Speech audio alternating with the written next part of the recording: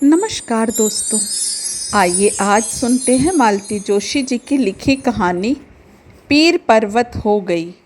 तो कहानी शुरू करें दोस्तों। रजत सुबह सवेरे ही उठ बैठा था और मम्मी को झिंझोड़ रहा था। मम्मी उठो ना प्लीज़, 6 बज रहे हैं। क्यों सुबह सुबह उसे तंग कर रहा है? नानी ने झिड़की दी। थोड़ा सा और सो लेने दे। हफ्ते में एक ही दिन तो मिलता है, रोज़ तो तड़के उठना ही पड़ता है। पर आज पापा आएंगे ना, 8 बजे तक तो मुझे तैयार हो जाना है मम्मी प्लीज़। पर अब मम्मी को ज़्यादा मनाना नहीं पड़ा।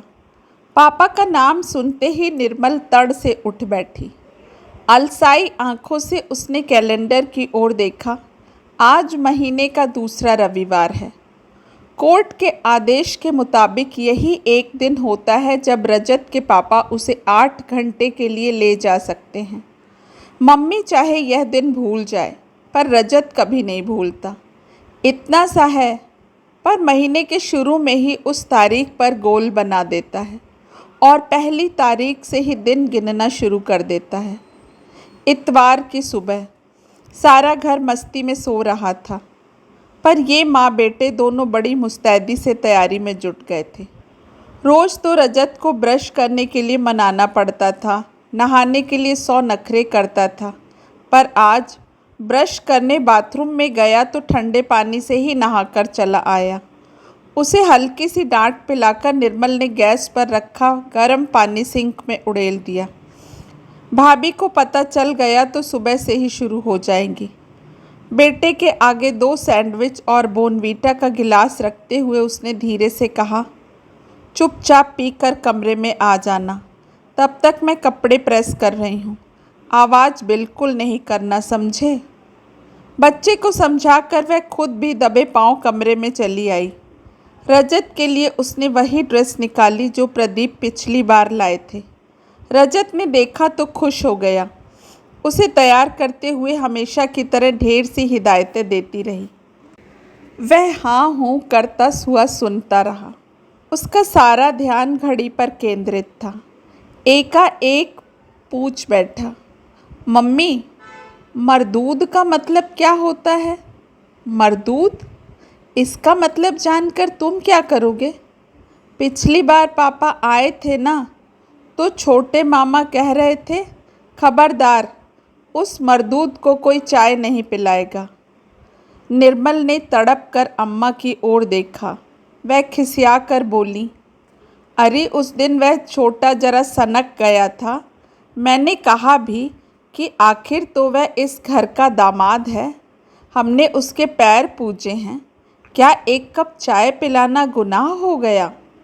तो बोला, उधर कोर्ट में केस लड़ा जा रहा है, यहाँ घर में खातिरदारी हो रही है। ये दोनों बातें एक साथ नहीं चलेंगी। रजत के जूतों पर पॉलिश करते उसके हाथ रुक गए। आखिर ये लोग समझते क्यों नहीं? यह सारा तमाशा बच्चे के सामने क्यों करते हैं? उसके नन्हे से मन में ये बातें जमकर बैठ जाती हैं तो आसानी से निकलती नहीं हैं। इस मरदूद वाली बात को ही ले लो।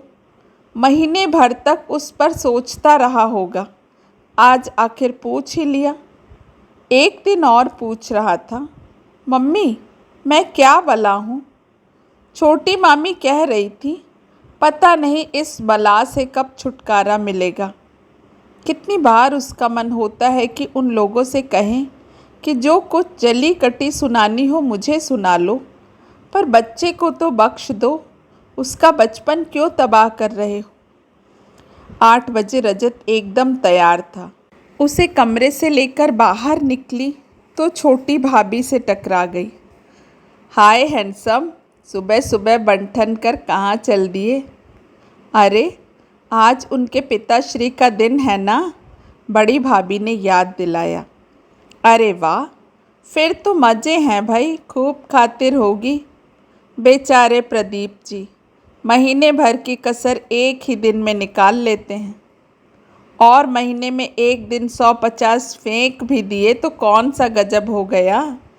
30 दिन झेलना पड़े तो पता चले, बड़ी भाभी बोली। निर्मल का मन हुआ कि दोनों को करारा सा जवाब दे दे, पर वह बच्चे के सामने कोई तमाशा नहीं करना चाहती थी। होठों तक आई हुई सारी कड़वाहट को पीकर बच्चे को लगभग घसीटते हुए बालकनी में ले गई। दोनों भाभियों पर इतना गुस्सा आ रहा था।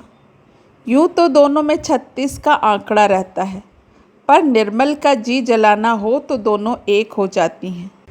उनका वश चले तो निर्मल को एक दिन भी यहाँ ना रहने दें, पर घर माँ के नाम है और माँ अभी जीवित हैं, इसलिए कोई वश नहीं चलता।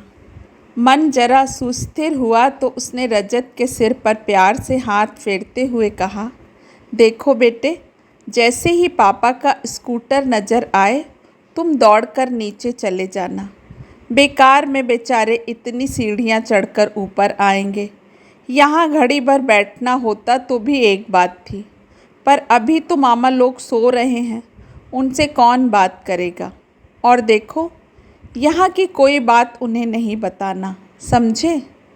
वह हर बार यही समझाती है, पर उसे मालूम है कि वह हर बात वहाँ उगल देता होगा और सुनकर उन लोगों को खूब मज़ा आता होगा। पापा आ गए। उन्हें देखते ही रजत किलक उठा और फौरन जीने की ओर दौड़ पड़ा। उनके स्कूटर से उतरते उतरते ही वह उनके पास पहुंच चुका था। उन्होंने एक बार ऊपर देखा, पर इससे पहले ही वह मनी प्लांट की ओट में हो गई थी। एक क्षण प्रतीक्षा करने के बाद उन्होंने स्कूटर स्टार्ट किया और दूसरे ही पल बाप बेटे आंखों से ओझल हो गए। भीतर आते हुए लगा जैसे अपना सब कुछ बाहर बालकनी में ही छोड़ आई है। जब भी रजत पिता के साथ जाता है उसे लगता है जैसे वह रीत गई है, उसके पास अपना कुछ शेष नहीं रहा। एक बार छोटी भाभी ने उसके इस एहसास को शब्द दे दिए थे, दीदी इतने विश्वास के साथ बेटे को भेज देती हैं, पर अगर उन लोगों ने उसे रख ही लिया तो। अरे ऐसे हमारे भाग्य कहाँ, अभी पूरे 5 बरस प्रतीक्षा करनी होगी, बड़ी भाभी बोली। जब 12 का हो जाएगा तो कोर्ट खुद उससे पूछेगा कि वह किसके पास रहना चाहेगा।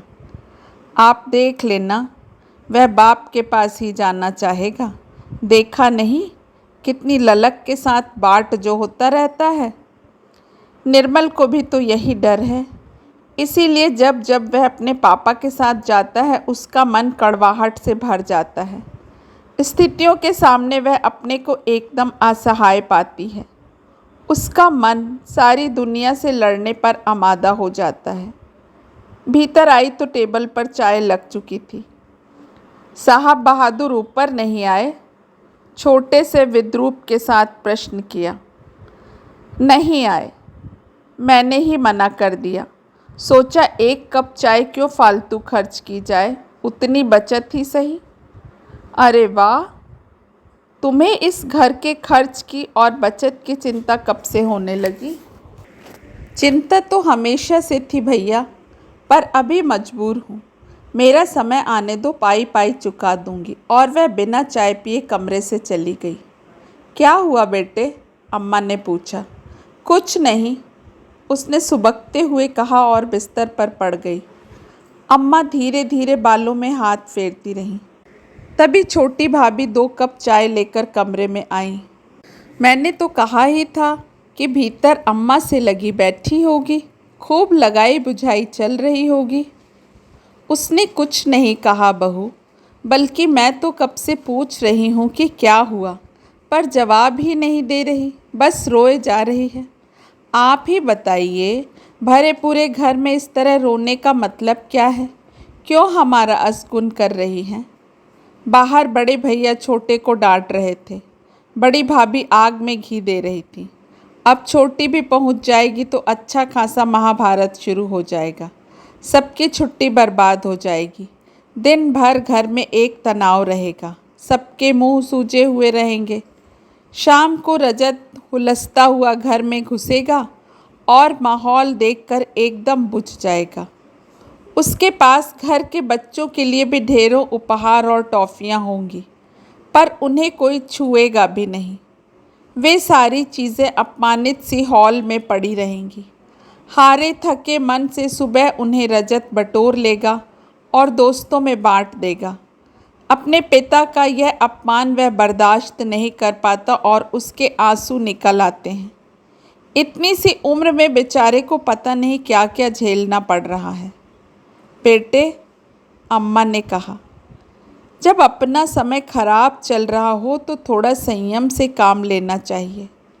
वह एकदम भड़क गई।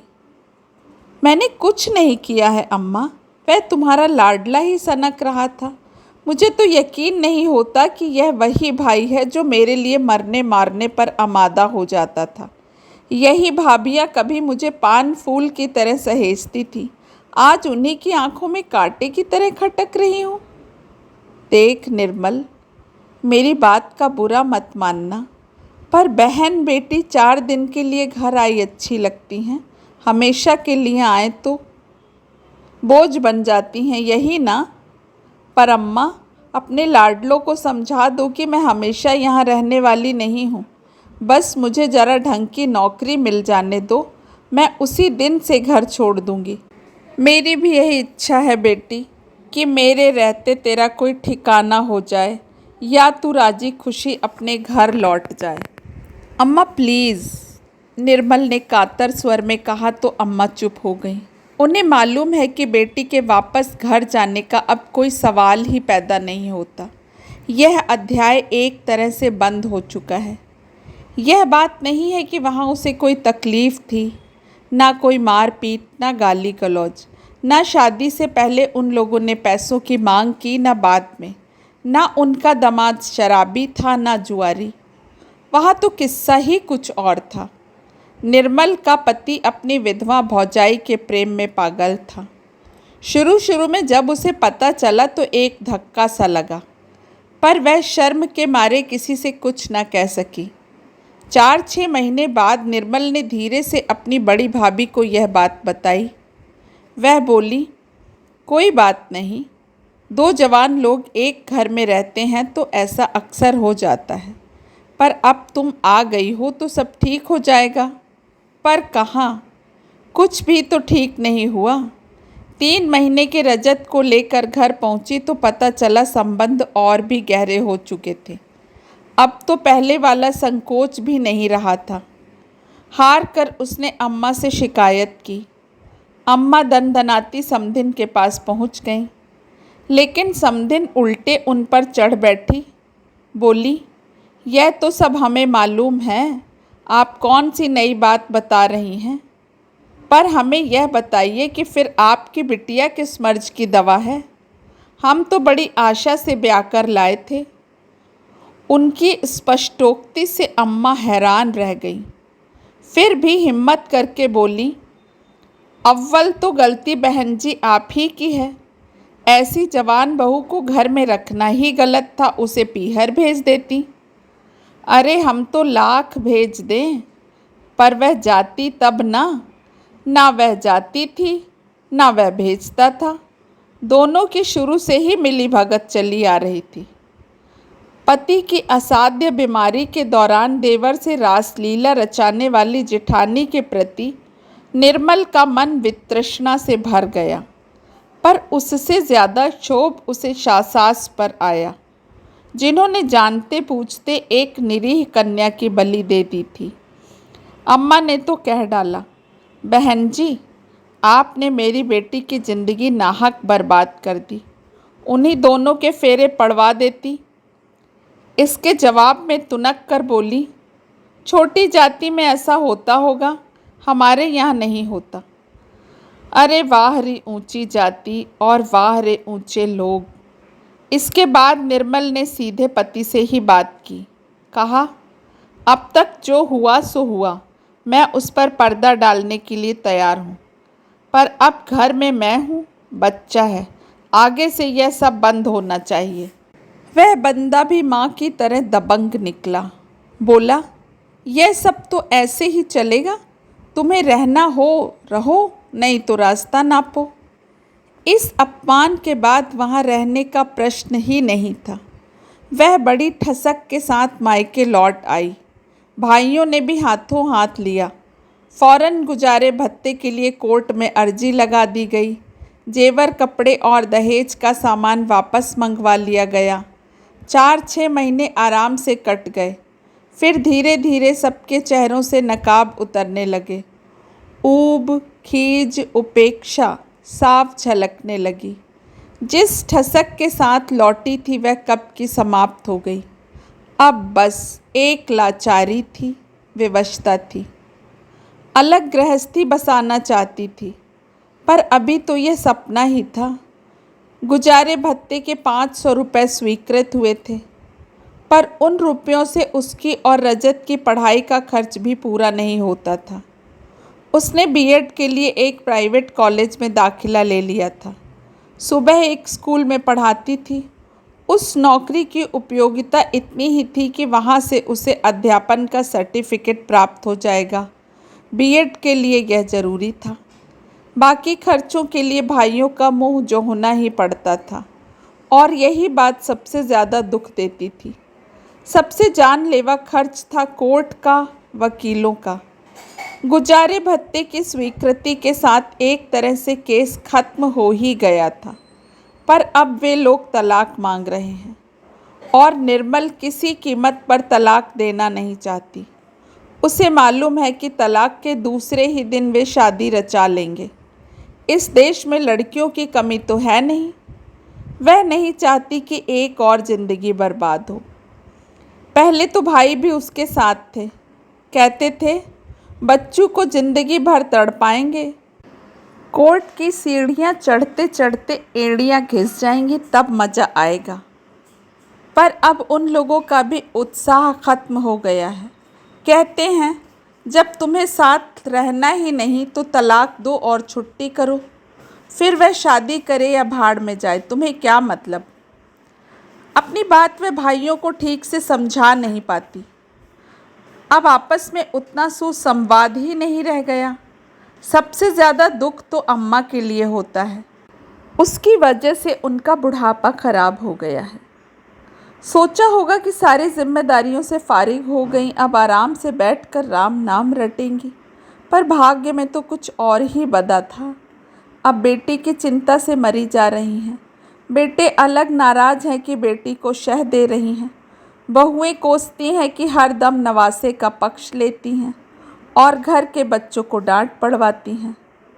हाँ, रजत घर का बच्चा नहीं, किसी ज़माने में वह इस घर का खिलौना हुआ करता था, सबकी आँखों का तारा था। पर अब समय बदल गया है। अब तो वह एकदम अलग थलग पड़ गया है। निर्मल को अब डर लगने लगा है कि इस स्नेहहीन, कलह क्लेश वाले वातावरण में उसका स्वस्थ मानसिक विकास कैसे होगा। या तो वह बेशर्म और उदंड हो जाएगा, या फिर एकदम घुन्ना और कुंठित बन जाएगा, और बच्चों की तरह सहज सरल तो वह रहेगा ही नहीं। अपने स्वाभिमान की उसे क्या इतनी बड़ी कीमत चुकानी पड़ेगी। शाम को 6 बजे वह सोसाइटी के गेट के बाहर ही जाकर खड़ी हो गई थी। ठीक समय पर स्कूटर की परिचित आवाज़ सुनाई दी। उसे देखकर वे लोग भी बाहर ही रुक गए। इस तरह के स्वागत की तो उन्हें आशा ही नहीं थी। रजत हमेशा की तरह चीज़ों से लदा फंदा था। उसे नीचे उतारते हुए निर्मल ने कहा, जाओ यह सब घर में रखाओ और कुछ देर वहीं रहना, नानी माँ अकेली हैं। बच्चा पिता को इतनी जल्दी छोड़ना नहीं चाहता था, पर माँ की अवज्ञा का साहस भी वह न कर सका। बेमन से बराबर पीछे मुड़कर देखता हुआ वह चल पड़ा। जब गेट के भीतर दाखिल हो गया तो निर्मल ने कहा, कुछ बात करनी थी, कहीं चलकर बैठे। प्रदीप के लिए यह आश्चर्य का दूसरा धक्का था। शायद 8-10 महीने बाद उसने निर्मल का स्वर सुना था, पर वह इतना रूखा था कि आशा की कोई गुंजाइश नहीं थी। वह चुपचाप पीछे बैठ गई तो प्रदीप ने बिना कुछ बोले स्कूटर स्टार्ट कर दिया। बिना कुछ पूछे 3-4 किलोमीटर चलकर एक रेस्तरां के सामने रोक दिया। चुपचाप दोनों जाकर एक कोने वाली मेज पर बैठ गए और कोल्ड ड्रिंक्स का ऑर्डर दे दिया। इत्मीनान से बैठ जाने के बाद प्रदीप ने शुरू किया, बोलो, क्या कह रही थी? मैंने सुना है कि आपने फिर से लड़कियां देखना शुरू कर दिया है। लड़कियां देखने से क्या होता है? जब तक तुम्हारी मर्जी नहीं होगी शादी तो नहीं कर पाऊँगा। मतलब कि अगर मैं तलाक दे दूँ तो आप एक और ज़िंदगी बर्बाद कर देंगे। इससे तुम्हें क्या फ़र्क पड़ता है? पड़ता है। जो मैंने सहा है वह कोई और भी सहे, यह मैं नहीं चाहती। तो क्या चाहती हो? निर्मल कुछ क्षण चुप रही, फिर गंभीर स्वर में बोली, जिसके कारण यह सब बखेड़ा हुआ है, आप उन्हीं से शादी क्यों नहीं कर लेते? माँ के जीते जी यह संभव नहीं है। माँ जी सब जानती हैं। सिर्फ जानने से क्या होता है? जानने को तो बहुत लोग जानते हैं, पर मानना भी तो चाहिए। तो आप मनाइए ना। मुझे तो माँ जी पर आश्चर्य हो रहा है। सब कुछ जानते बूझते वह चुपचाप क्यों बैठी हैं? औरत होकर एक औरत को ऐसी घिनौनी ज़िंदगी जीने पर मजबूर क्यों कर रही हैं? माँ की बात रहने दो, तुम अपनी कहो, तुम क्या चाहती हो? यही कि आप भाभी का हाथ थामकर उन्हें एक इज्जत की ज़िंदगी दें। समझ लीजिए कि तलाक के लिए मेरी यही शर्त है। लेकिन बिना तलाक के मैं किसी से भी शादी कैसे कर सकता हूँ? घोषणा तो कर सकते हैं। जिस दिन आप इतनी हिम्मत जुटा लेंगे मैं आपको तुरंत तलाक दे दूँगी। तलाक भी और बच्चा भी। बच्चा भी? हाँ, वह इस समय उम्र के बड़े नाजुक दौर से गुजर रहा है। उसे इस समय एक सुरक्षित छत की ज़रूरत है। सुरक्षित छत, अच्छी परवरिश और माँ बाप का प्यार। मुझे विश्वास है आप लोग उसे यह सब दे सकेंगे। और तुम? मेरी चिंता करने की ज़रूरत नहीं है। मेरा बीएड पूरा हुआ जाता है। अगले सत्र में मुझे कहीं ना कहीं नौकरी मिल ही जाएगी। रजत की पढ़ाई की समस्या नहीं रहेगी तो मैं वज्र देहात में भी रह लूँगी। तो यह मेरा प्रस्ताव है। ठंडे दिमाग से इस पर सोचकर मुझे जवाब दीजिएगा। अपनी बात समाप्त कर वह उठ खड़ी हुई और बिना किसी प्रतिक्रिया की प्रतीक्षा किए रेस्तरां से बाहर निकल गई। कोका कोला की बोतल हाथ में थामे प्रदीप उसे देखता रह गया।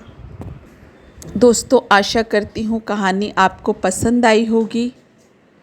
तो प्लीज़ अगर आप मेरे चैनल पर नए हैं तो सब्सक्राइब करना ना भूलें। और हाँ, कल फिर मिलेंगे एक नई कहानी के साथ। आप सभी का समय शुभ हो। नमस्कार।